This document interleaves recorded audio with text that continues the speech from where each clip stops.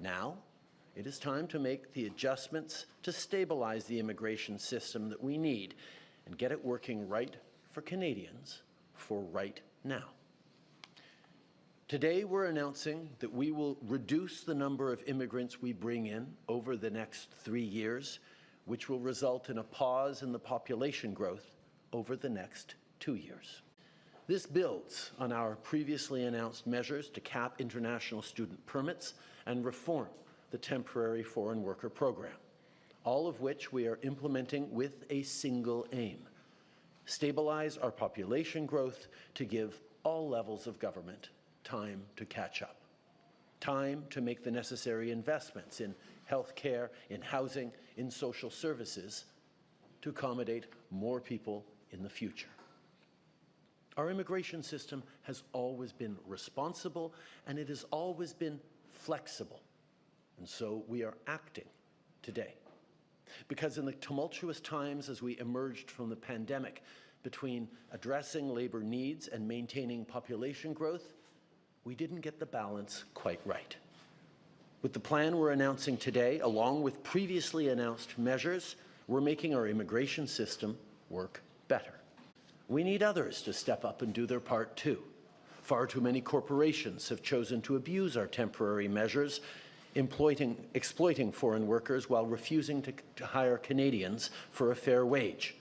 All while, under the watch of provinces, some colleges and universities are bringing in more international students than communities can accommodate, treating them as an expendable means to line their own pockets. That's unacceptable, and it needs to change. Businesses should no longer rely on cheap foreign labor. My message to them is that there is no better time to hire and invest in Canadian workers. Our international student cap is dealing with exploitative colleges and universities, but all institutions need to take it upon themselves to be more responsible. And every step of the way, we need provinces and territories to work closely with us, too. Immigration is essential for Canada's future, but it must be controlled and it must be sustainable. With today's annual immigration plan, that is precisely what we're doing. As I mentioned a little earlier, for the first time, the Immigration Levels Plan includes targets for temporary residents, such as international students, temporary foreign workers, the postgraduate work permits that comprise that. In the temporary residence space, over 50% of that is occupied by international students and postgraduate work permits. So the measures that we instituted a little less than a year ago are ones that are important to highlight the success of. We have seen, thanks to those measures, a reduction of about 43% in the number of study permits, new study permits accorded, and that's working. Studies are showing quite consistently that that is contributing to the lowering of the rent, notably in Vancouver, Surrey, as well as Toronto, close to 8 to 10%. And this is something which is a clear proof point, and in fact encourages us to take the measures that we are taking today with respect to permanent residency.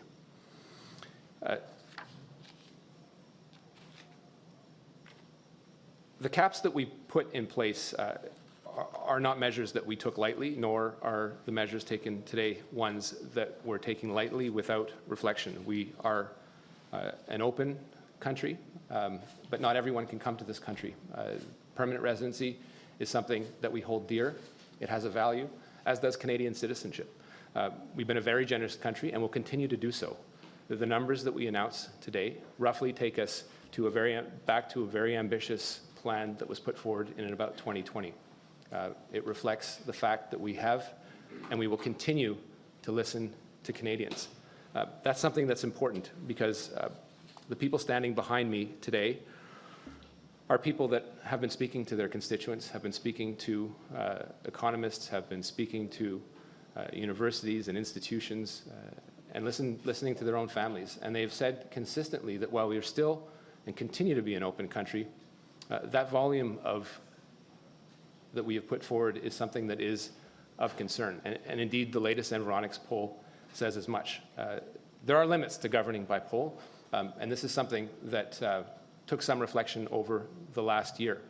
When I spoke to economists, they said clearly that their range of permanent residency needed to be reduced, but there wasn't unanimity as to what it was. It was about 350 to 450,000 for next year. This is somewhere in the middle, and I think it respects a responsible plan to grow immigration, while the net effect is a pause on the population growth. It is something that shows that we're listening to Canadian, shows that we have a controlled immigration plan that we can be proud of.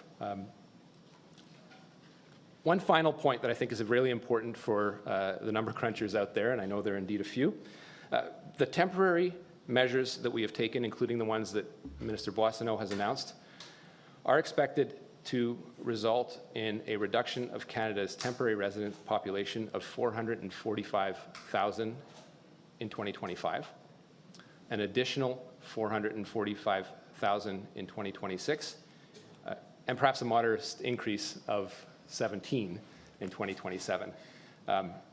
Those are the numbers that we are factoring in as we look at the impact on the need to build housing units, but also the ones we look at when we look at the overall mix and the plan to reduce the temporary resident population from 7 to 5%. One final note on regularization, and I know this was an important mandate of our government. It has become quite clear over the last year that there is no consensus on a mass regularization program, despite the fact that people in Canada continue to be Canadian, except for everything but in name.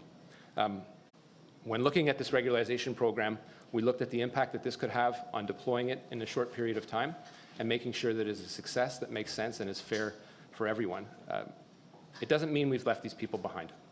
We are prepared to institute a smaller program in number to make sure that we are targeting important aspects of the economy, whether it's construction or healthcare, to regularize some folks that, again, should be Canadian by right and aren't today.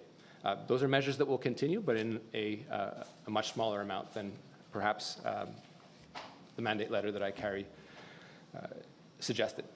And that is something that we will continue to work on and continue to work with Canadians and the implicated organizations. We have a lot of challenges in this area. The consensus is one that was hard fought.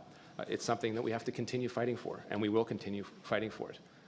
But today, with this plan, we're proposing a managed migration plan that puts control in the federal government over the numbers of people coming to this country and will contribute to a positive future for all Canadians, and one where we can serve both immigrants and Canadians better.